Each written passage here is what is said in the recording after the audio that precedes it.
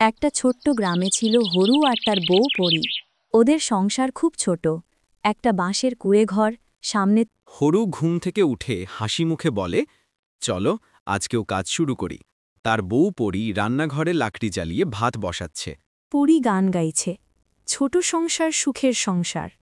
হরু মাঠে যাচ্ছে লাঙল কাঁধে নিয়ে।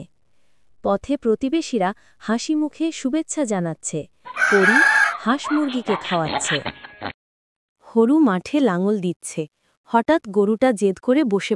হরু বিরক্ত হয়ে বলে, ওরে ধুর, তুই কাজ করবি নাকি বসেই থাকবি?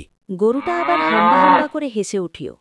দূর থেকে পরী হাসতে হাসতে বলে, গরুও বুঝেছে, আজ তোমার আলসেমি হচ্ছে।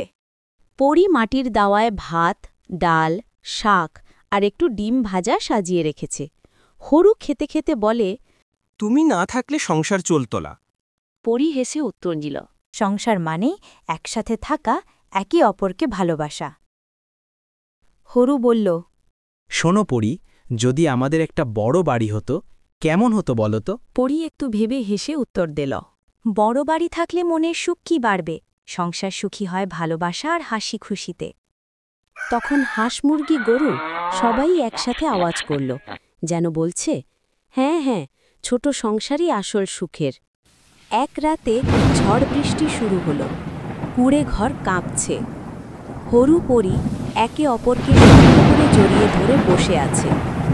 বৃষ্টি থেমে গেলে দেখা গেল তাদের ঘর ঠিকই দাঁড়িয়ে আছে।